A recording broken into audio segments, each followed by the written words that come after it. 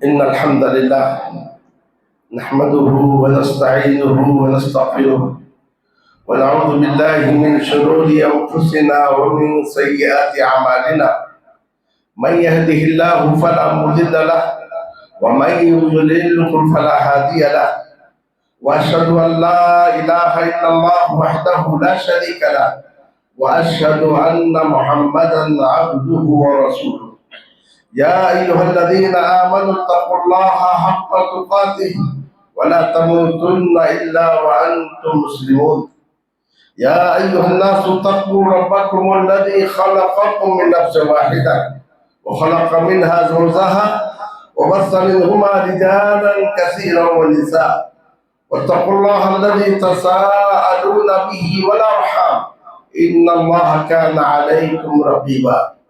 يا أيها الذين آمنوا اتقوا الله وقولوا قولا سديدا يصلح لكم أعمالكم ويغفر لكم ذنوبكم ومن يطع الله ورسوله فقد فاز فوزا عظيما.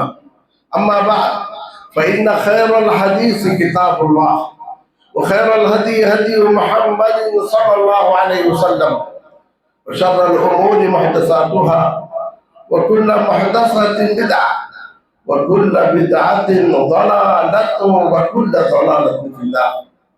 أعوذ بالله من الشيطان الرجيم. يوم تبيض وجوه وتسود وجوه فأما الذين اسودت وجوههم أكفرتم بعد إيمانكم فذوقوا العذاب بما كنتم تكفرون. وأما الذين ابيضت وجوههم ففي رحمة الله هم فيها خالدون. تلك آيات الله نتلوها عليك بالحق وما الله يريد ظلما للعالمين. یاد کرو اس دن کو جس روز چند چہرے روشن ہوں گے اور چند چہرے سیاہ اور کالے ہوں گے. رہے وہ لوگ جن کے چہرے سیاہ اور کالے ہوں گے ان سے کہا جائے گا کیا تم نے اپنے ایمان کے بعد کفر کیا؟ بس تم اپنے کفر کے بدلے عذاب کو چکھتے رہو. اور رہے وہ لوگ جن کے چہرے روشن ہوں گے یہ ہمیشہ ہمیشہ اللہ کی رحمت میں ہوں گے. یہ اللہ کی آیتیں ہیں جنہیں ہم آپ پر حق کے ساتھ تلاوت کرتے ہیں. اور اللہ جہاں والوں پر ظلم کرنا نہیں چاہتا ہے. حاضرین جمعہ و حاضرات، خطبہ جمعہ میں بار بار تقوی کی وصیت کی گئی، تقوی کا ذکر کیا گیا، تقوی کا تذکر آیا. یہ وہ تقوی ہے جو لفظ وقایۃ سے ماخوذ ہے. اس تقوی کا مفہوم یہ ہے کہ اللہ عز و جل کی ناراضگی سے بچتے ہوئے زندگی گزارے. جب انسان اس تقوی کو اپنی زندگی کا نصب العین بنا دے گا تو پھر یہ وہ عمل ہے جو انسان کو اطاعت پر قائم رکھے گا اور انسان کو گمراہی سے دور رکھے گا.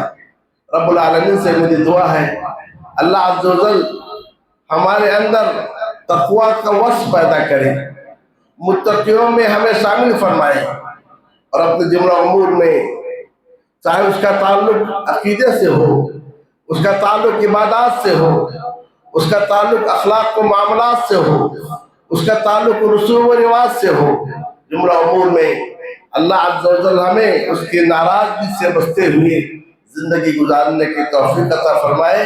آمین رب العالمین. برادران اسلام اور خواتین، میں نے آپ کے سامنے سورہ آل عمران کی چند آیتوں کی تلاوت کی اور اس کا ترجمہ پیش کیا. یہ وہ آیتیں ہیں جن میں اللہ عز و جل نے دو گروہ کا تذکرہ کیا ہے اور ان دونوں کا انجام بھی بیان کیا ہے. ایک وہ گروہ ہے جن کے چہرے کل قیامت کے روز روشن ہوں گے. دوسرا وہ گروہ ہے جن کے چہرے کل قیامت کے روز سیاہ اور کالے ہوں گے.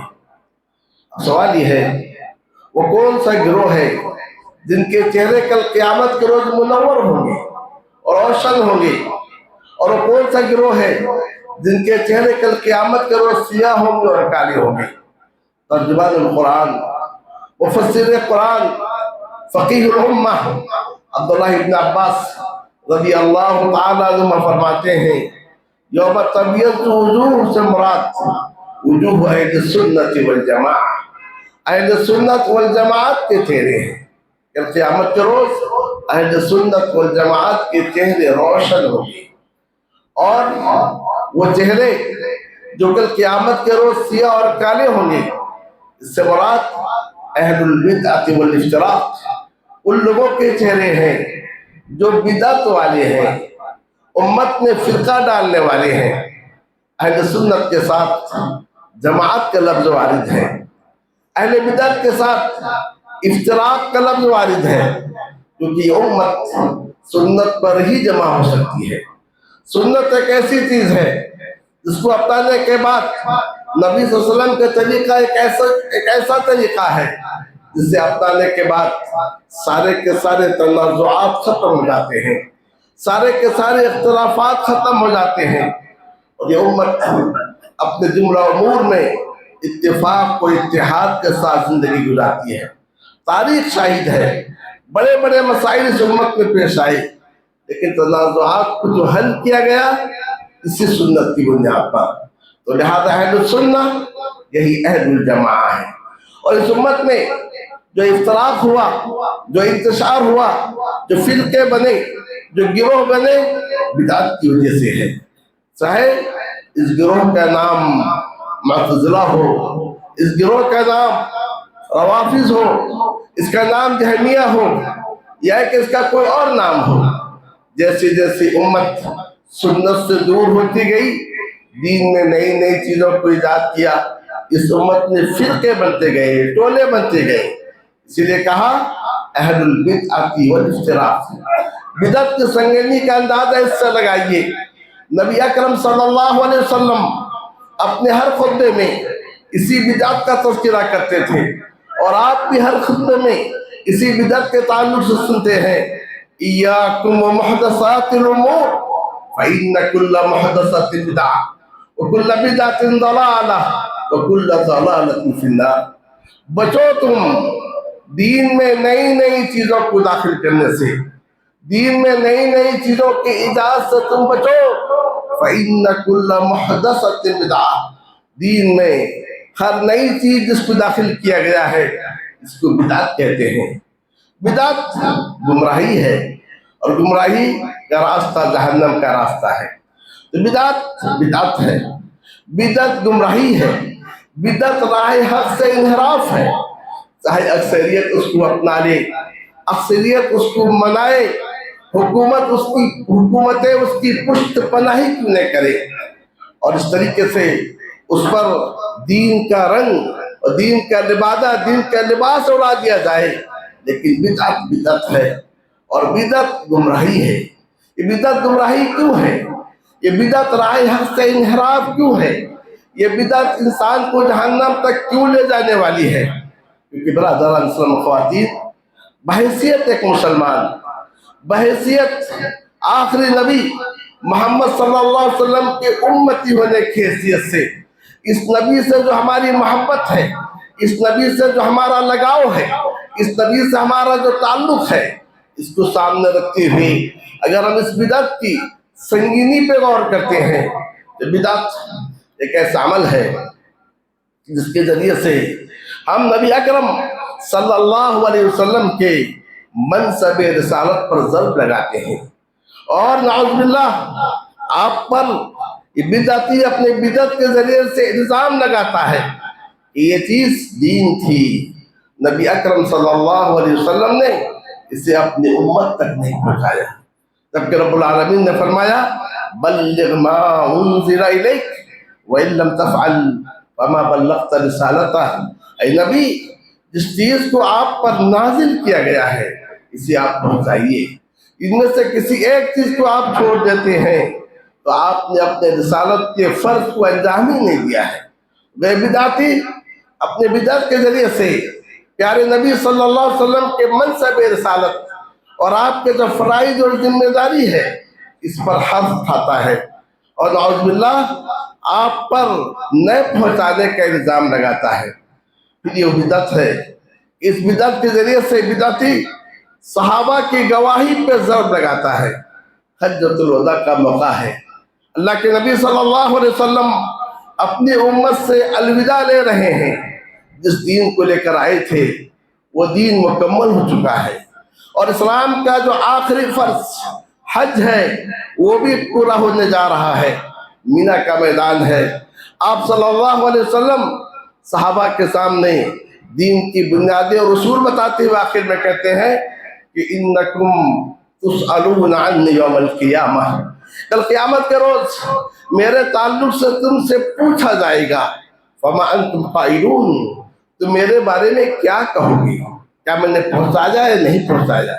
کیا میں نے تمہارے ساتھ خیر خواہی کی یا خیر خواہی نہیں کی؟ سارے کے سارے صحابہ جن کی تعداد 1,00,000 سے زائد تھی، انہوں نے کہا نشہد، ہم گواہی دیتے ہیں، انک بلغت وادیت ونصحت، کہ ہم گواہی دیتے ہیں کہ آپ نے پہنچایا ہے، آپ نے اپنی ذمہ داری کو ادا کر دی ہے، آپ نے امت کے ساتھ خیر خواہی کی ہے۔ تو گویا یہ گواہی میدان مینا میں سارے کے سارے صحابہ سے لی گئی ہے، اور آپ اندازہ لگائیے کہ صحابہ کرام نے گواہی دی، اور یہ گواہی ہر مسلمان دے رہا ہے کہ ہمارے نبی نے فرض منصبی کو ادا کر دیا اور دین کو مکمل طور سے پہنچا دیا۔ ایک طرف اس امت کے چند افراد یا ایک اکثریت اس بدعت کا مرتکب ہوتی ہے، تو کیا دوسری جانب ہم یہ کہہ سکتے ہیں کہ ہمارے نبی نے اس فرض کو پہنچایا، یا کہ صحابہ نے جو گواہی دی کیا وہ گواہی صحیح تھی؟ تو گویا یہ بدعت تو بدعت ہے جس کے ذریعے سے صحابہ نے جو گواہی دی اس پر ضرب بنتی ہے۔ اور تیسری بات یہ ہے کہ تکمیل دین کا جو عقیدہ ہے، یہ وہ عقیدہ ہے، اس بدعت کی وجہ سے اس عقیدے پر ضرب بیکار ہی لگتا ہے۔ مینا سے پہلے میدان عرفات میں نبی اکرم صلی اللہ علیہ وسلم پر سورہ مائدہ کی آیت نازل ہوئی، الیوم اکملت لکم دینکم، اے نبی میں نے تمہارے لیے تمہارے دین کو مکمل کر دیا۔ مکمل کا مطلب کیا ہے؟ دین مکمل ہو چکا ہے، نہ اس میں کچھ کمی ہوگی نہ اس میں کچھ بیشی ہوگی۔ اس آیت کے نازل ہونے کے بعد آپ صلی اللہ علیہ وسلم 2 ماہ یا 3 ماہ کے قریب زندہ رہے۔ اس دوران میں کوئی حلال اور حرام کی آیت نازل نہیں ہوئی۔ ابن عباس رضی اللہ تعالیٰ عنہ فرماتے ہیں دین مکمل ہونے کا مطلب یہ ہے اب اس دین کو اپنانے کے بعد یہ امت اپنے زندگی کے مسائل کے لیے کسی اور کے محتاج نہیں ہوگی۔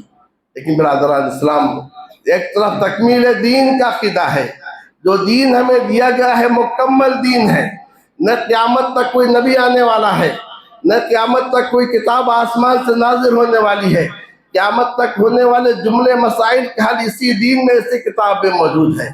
اب اس کے بعد ہم اس بدعت کا ایجاد کرتے ہوئے گویا یہ کہنا چاہ رہے ہیں کہ دین مکمل نہیں تھا اور ہم نے بعد میں آ کر اس چیز کو دین میں اضافہ کیا ہے۔ اس سے آپ اندازہ لگا سکتے ہیں بدعت کی ایسی سنگینی ہے اور بدعت کی کس قدر خطرناکی ہے۔ یہی وجہ ہے ابلیس کے پاس گناہ سے زیادہ بدعت پسند ہے۔ ایک انسان گناہ کرتا ہے، چوری کرتا ہے، شراب پیتا ہے، زنا کرتا ہے، وہ ابلیس کو اتنا پسند نہیں ہے جتنا کہ ایک انسان بدعت کرتا ہے، دین میں نئی چیزوں کو داخل کرتا ہے۔ یہ شیطان کو بہت زیادہ پسند ہے، کیونکہ بدعتی دین سمجھ کر ایک کام انجام دیتا ہے، اور ایک شخص جو اسے حق سمجھ کر انجام دیتا ہے تو اس کے لیے توبہ کرنا بہت مشکل ہوتا ہے۔ لیکن گنہگار یہ گناہ کرتا ہے تو گناہ سمجھ کے کرتا ہے، جلد یا دیر وہ اپنے گناہ سے تائب ہو سکتا ہے۔ تو لہذا جب بدعت کی اس قدر سنگینی ہے تو دین کا کوئی عمل کرتے ہوئے، اللہ تعالیٰ کی کوئی عبادت کرتے ہوئے، اللہ تعالیٰ سے اجر و ثواب حاصل کرنے کے لیے کوئی عمل کرتے ہوئے، اللہ تعالیٰ کا تقرب حاصل کرنے کے لیے کوئی کام کرتے ہوئے، آپ یہ دیکھیں کہ یہ وہ عمل ہے جسے نبی اکرم صلی اللہ علیہ وسلم نے اس کا حکم دیا ہے، یا کہ جو آپ کے زمانے میں تھا، یا کہ جس پر صحابہ کا عمل تھا، یا کہ جو قرون فاضلہ میں موجود تھا۔ اگر آپ صلی اللہ علیہ وسلم نے اس کا حکم نہیں دیا اور آپ کے صحابہ نے ایسا کچھ نہیں کیا، جبکہ وہ ہم سے زیادہ اللہ کے نبی صلی اللہ علیہ وسلم کو چاہنے والے تھے۔ اور قرون فاضلہ جن کے بارے میں خیر کی گواہی دی گئی ہے، جب اس دور میں یہ چیز موجود نہیں تھی تو جو چیز اس دور میں دین نہیں تھی آج وہ چیز دین نہیں بن سکتی ہے۔ اس قاعدے کو، اس قانون کو، اس ترازو کو اگر ہم اپنا لیتے ہیں تو بہت سارے بدعات سے، خرافات سے ہم اپنے آپ کو بچا سکتے ہیں۔ تو لہذا حضرات سامعین اور سامعات، ہمیں چاہیے کہ بدعت کی سنگینی کو سمجھے، چاہے وہ بدعت کا تعلق کسی مہینے سے ہو، محرم سے ہو، یا کہ سفر سے ہو، یا کہ ربیع الاول سے ہو، یا کہ رجب سے ہو، شعبان سے ہو، رمضان سے ہو، یا کہ اس بدعت کا تعلق کسی شخصیت سے کیوں نہ ہو، لیکن ہمیں چاہیے اس میزان کو، اس ترازو کو اپنے سامنے رکھیں۔ من عمل عملا لیس علیہ امرنا فہو رد، جس نے کوئی ایسا عمل کیا جس پر ہمارا حکم نہیں ہے وہ مردود ہے، ناقابل اعتبار ہے، اس پر نہ کوئی ثواب و اجر ہے بلکہ اس کا کرنے والا گناہ کا مرتکب ہو۔ تو لہذا برادر السلام، خواتین، ہم دیکھتے ہیں عہد رسالت سے ہی جب کوئی شخص دین کے معاملے میں ایک قدم آگے بڑھاتا یا کہ جذبات میں آ کر کوئی ایسا کام کرتا جس کا دین سے ثبوت نہیں ہے، فوراً اسے ٹوک دیا جاتا اور اس سے روک دیا جاتا۔ ایک روایت میں ہے ایک صحابی نے دوسرے صحابی کو دیکھا کہ بیت اللہ کا وہ طواف کر رہے ہیں اور طواف کرتے ہوئے ہر کونے پہ ہاتھ لگا رہے ہیں اور غلاف پہ ہاتھ لگا رہے ہیں۔ انہوں نے صحابی سے کہا کہ ہم نے نبی صلی اللہ علیہ وسلم نے پوچھا کہ آپ ہر کونے پہ ہاتھ کیوں لگا رہے ہو، ہر غلاف پر ہاتھ کیوں لگا رہے ہو؟ جواب میں انہوں نے کہا لیس شیء من البیت مہجور، یہ اللہ کا گھر ہے، اس کے کوئی چیز چھوڑنے کے قابل نہیں ہے۔ انہوں نے جواب میں کہا ہم نے رسول اللہ صلی اللہ علیہ وسلم کو صرف دو کونے کو ہاتھ لگاتے ہوئے دیکھا ہے، ایک وہ کونا جس میں حجر اسود ہے، دوسرا وہ کونا جسے رکن ایمانی کہا جاتا ہے۔ تو فوراً وہ پلٹے اور کہا وَلَنَا فِي رَسُولِ اللَّهِ أُسْوَةٌ حَسَنَةٌ، اور ہمارے لیے اللہ کے رسول صلی اللہ علیہ وسلم میں اسوہ حسنہ ہے، بہترین نمونہ ہے۔ تو گویا کوئی کام کرتے ہوئے آپ یہ نہ دیکھیں کہ آپ کو اچھا لگ رہا ہے یا کہ اکثریت اس کو کر رہی ہے یا کہ اس کے کرنے میں حرج کیا ہے، اس میں تو کوئی خرابی نظر نہیں آتی ہے۔ آپ یہ دیکھیں کہ جس چیز کو آپ نے بطور دین اپنایا ہے، جس چیز کے ذریعے آپ اللہ سے اجر و ثواب حاصل کرنا چاہتے ہیں، جس کے ذریعے آپ اللہ کا تقرب حاصل کرنا چاہتے ہیں، جس کے ذریعے آپ نبی اکرم صلی اللہ علیہ وسلم کی محبت کا دم بھر رہے ہیں، کیا وہ چیز ہے جس کا اللہ نے حکم دیا؟ کیا یہ وہ چیز ہے جس کا رسول اکرم صلی اللہ علیہ وسلم نے حکم دیا؟ کیا یہ وہ چیز ہے جو صحابہ کے دور میں موجود تھی؟ کیا یہ وہ چیز ہے جو قرون فاضلہ جن کی خیریت کی گواہی دی گئی ہے، کیا یہ چیز اس دور میں موجود تھی؟ جب یہ چیز اس دور میں نہیں تھی تو آج کتنی ہی اچھی کیوں نہ لگے، دنیا کی ساری حکومتیں مل کر اس روز کو تعطیل کا اعلان بھی کر دیں یا کہ مسلمانوں کے لیے عید کا دن قرار بھی دیں، لیکن اس کا دین سے کوئی تعلق نہیں ہے، دین اس سے بیزار ہے اور اس کا دین سے کوئی رشتہ، کوئی تعلق نہیں ہو سکتا ہے۔ برادران اسلام، خواتین، اس قدر تعجب کی بات ہے جو نبی شرک کو مٹانے کے لیے آیا تھا، اس نبی کی ذات کو اللہ عز و جل کی ذات سے ملا دیا جائے۔ جو نبی بدعات کو ختم کرنے کے لیے آیا تھا، اسی نبی سے رشتہ جوڑ کر نئی بدعات کو جنم دیا جائے۔ اس سے بڑھ کر افسوس کا کیا مقام ہو سکتا ہے اور اس سے بڑھ کر صدمہ کا کیا مقام ہو سکتا ہے؟ کیا یہ محبت ہے؟ یہ نبی نے جن چیزوں سے روکا ہم اس کے محبت کے دعویٰ میں وہی کام کریں؟ کیا یہ محبت ہے کہ نبی نے جس چیز کو مٹانے کے لیے آیا تھا ہم وہ کام کر کے اس کی محبت کا دم بھریں؟ سوچنے کی بات ہے، لمحہ فکریہ ہے، غور کرنے کی ضرورت ہے۔ اگر ہم نے اس میزان کو اپنا لیا جو میزان رسول اکرم صلی اللہ علیہ وسلم نے ہمیں دیا تھا، تو ہم کسی وعظ کی ضرورت نہیں، درس کی ضرورت نہیں، جلسے کی ضرورت نہیں ہے۔ ہم اپنے اعمال کو اس ترازو پہ تول کر کہہ سکتے ہیں یہ سنت ہے، یہ بدعت ہے۔ سنت کو میں اپناؤں گا، بدعت سے میں دور رہوں گا۔ اقول ما تسمعون واستغفر اللہ لی ولکم ولسائر المسلمین من کل ذنب فاستغفروه انه هو الغفور الرحیم.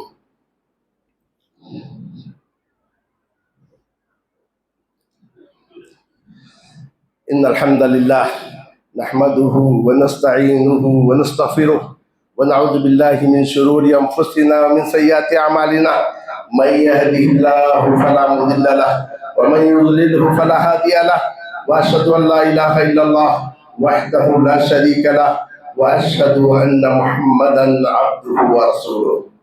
برادر اسلام اور خواتین، بدعت ایک ایسا عمل ہے جس سے اصل دین پر ضرب لگتا ہے.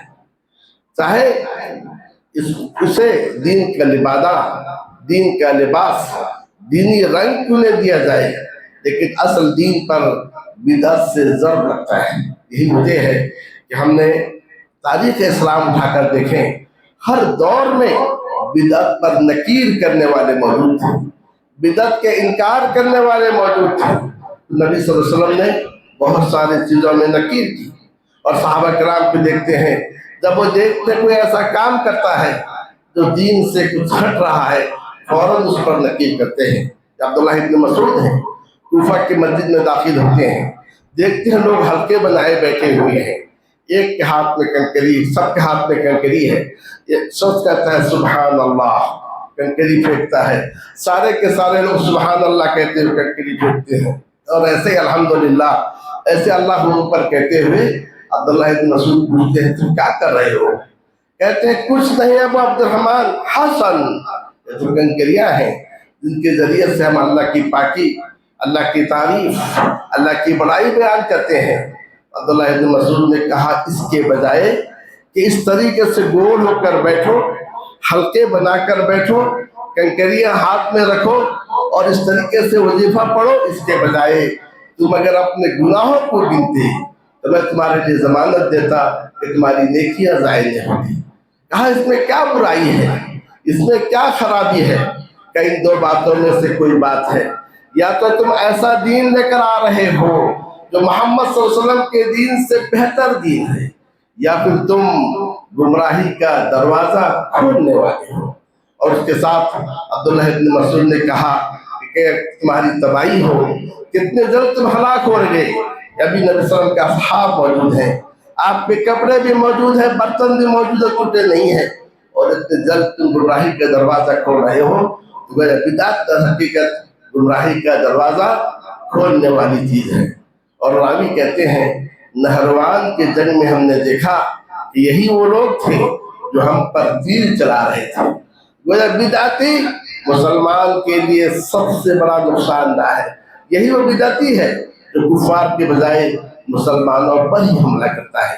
تو لہذا ہم سب کی ذمہ داری ہے ان بدعات پر خاموش نہیں رہنا ہے، بلکہ بدعت کے ازالے کی کوشش کی جائے. بدعت کے ازالے کے لیے سب سے پہلی بات یہ ہے کہ علم دین کو عام کیا جائے، کتاب و سنت کے علم کو عام کیا جائے. ہر شخص کو جو ضروری باتیں ہیں بتا دی جائیں، اللہ عز و جل کے تعلق سے، رسول اکرم صلی اللہ علیہ وسلم کے تعلق سے، صحابہ کے تعلق سے، قرآن مجید کے تعلق سے. گویا ضروری جو باتیں ہیں، مبادیات ہیں، بچہ مسلمان کا اس سے واقف ہو. جب تک ہم دین کا یہ نور اپنے بچوں کو نہیں دیں گے، ہمارے بچے اندھیروں میں ٹامک ٹوئیاں مارتے رہیں گے. ہر شخص کی ذمہ داری ہے، اور اس کے لیے اگر مدارس کا نظم نہیں ہو سکتا ہے تو پھر ہمیں چاہیے ان مسجدوں کے ذریعے سے اس نور کو، اس روشنی کو ایک منظم طریقے سے پھیلائیں. مسلمان کا بچہ سنت سے واقف ہو، توحید سے واقف ہو، شرک اور بدعت کی گمراہی سے واقف ہو. اس کے دل میں بٹھا دیا جائے کل بدعۃ ضلالہ، ہر بدعت گمراہی ہے. اس کے دل میں بٹھا دیا جائے کہ شرک ہمیشہ انسان کو جہنم میں رکھنے والی ہے. شرک سے نفرت، بدعت سے نفرت ہر بچے کے دل میں بٹھانا ضروری ہے. یہ ہے علم، اس کے بغیر ہم اس بدعت کا خاتمہ نہیں کر سکتے. اور دوسری بات یہ ہے ہمیں خود سنت پر عمل کرنا پڑے گا. یہ نہیں کہ ہم کہیں غلط ہے، نہیں، ہمیں بتانا پڑے گا محبت رسول کا تقاضا کیا ہے. ہمارا چہرہ، ہمارے کپڑے، ہماری عبادتیں سب محبت رسول کے آئینے ہونے چاہیے. ہم محبت رسول کے تعلق سے بات کرتے ہیں، تھوڑا اپنے چہرے کو جو دیکھ لیں، تھوڑا اپنے لباس کو تو دیکھ لیں، تھوڑی اپنی نمازوں کو تو دیکھ لیں، گویا اس طریقے سے محبت رسول کے عملی شکل ہم معاشرے میں پیش کریں گے اور خاص طور سے اخلاق کے عالیہ کو اپنائیں گے تو لوگ کہیں گے یہی سچے محبان رسول ہیں کہ نبی صلی اللہ علیہ وسلم کے اخلاق کو اپنائے ہوئے ہیں۔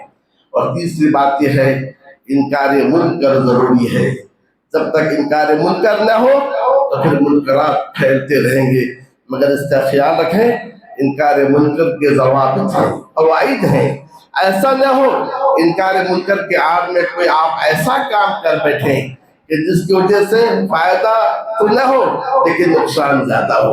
تو لہذا انکار منکر کرنا ہے، اس کا ضابطہ ہے حکمت کے ساتھ، رفق کے ساتھ، نرمی کے ساتھ اور ایسا اسلوب کے ساتھ جس میں کشش ہو، جس میں کھچاؤ ہو، اس طریقے سے انکار منکر کرنا ہی ہے۔ اور ایسے تمام تصرفات سے بچنا ہے جس میں انکار منکر ہونے کے بجائے مزید منکرات کا ارتکاب ہو جائے، اس سے بچنا چاہیے۔ دیکھیے اللہ عز و جل کا وعدہ ہے يحمل هذا العلم من كل خلف عدول، یہ وہ دین ہے جس کا علم ہر نسل کے بعد ایک دوسری نسل آئے گی جو اس علم کو اٹھائے گی، یہ عدول ہوگی، ان کا تین کام ہوں گے، جنہوں نے دین میں غلو کیا اس کو ختم کریں گے، جو جاہلوں نے تعویل کیا اس کو ختم کریں گے، جنہوں نے دین میں کوئی چیز داخل کی اس کو ختم کریں گے۔ مطمئن رہیں یہ اللہ کا دین ہے، قیامت تک یہ دین رہے گا، چاہے پوری کی پوری دنیا سازش کر کے اس دین کو مٹانے کی کوشش کرے یا کہ اس دین کی اصلیت کو ختم کرنے کی کوشش کرے، کبھی اس پہ کامیاب نہیں ہوں گے۔ اللہ کا وعدہ ہے اِنَّا نَحْنُ نَزَّلْنَا الذِّكْرَ وَإِنَّا لَهُ لَحَافِظُونَ، ہم نے ہی شریعت کو نازل کیا ہے، ہم ہی اس کی حفاظت کرنے والے ہیں۔ نبی اکرم صلی اللہ علیہ وسلم نے فرمایا برابر میری امت میں سے ایک جماعت ایسی ہوگی جو حق پر قائم ہوگی، اس سے اللہ کی مدد حاصل ہوگی، لوگ ساتھ چھوڑ دیں انہیں کوئی نقصان نہیں پہنچے گا، قیامت تک آنے تک یہ جماعت قائم رہے گی۔ امام احمد سے پوچھا گیا وہ کون ہے؟ امام احمد نے کہا اگر یہ اہل حدیث نہیں تو پھر میں نہیں جانتا کہ وہ کون ہوگے۔ تو الغرض یہ ہماری ذمہ داری ہے کہ منکرات کے ازالے کی کوشش کریں اور اس طریقے سے معروف کو پھیلائیں اور نبی اکرم صلی اللہ علیہ وسلم کی محبت کی سچی عکاسی کریں اور اپنی زندگی میں عملی شکل میں اسے پیش کریں۔ آج جمعہ کا دن ہے جو دنوں کا سردار ہے، دنوں کے سردار میں نبیوں کے سردار پر درود و سلام بھیجنے کی خاص فضیلت اور خصوصیت ہے۔ تو لہذا آج کے روز کثرت سے نبی اکرم صلی اللہ علیہ وسلم پر صلاۃ و سلام بھیجا کرو۔ رب العالمین نے فرمایا ان اللہ وملائکتہ یصلون علی النبی یا ایھا الذین آمنوا صلوا علیہ وسلموا تسلیما اللهم صل على محمد وعلى آل محمد كما صليت على إبراهيم وعلى آل إبراهيم إنك حميد مجيد اللهم بارك على محمد وعلى آل محمد كما باركت على إبراهيم وعلى آل إبراهيم إنك حميد مجيد وارض اللهم عن الخلفاء الأربعة أبي بكر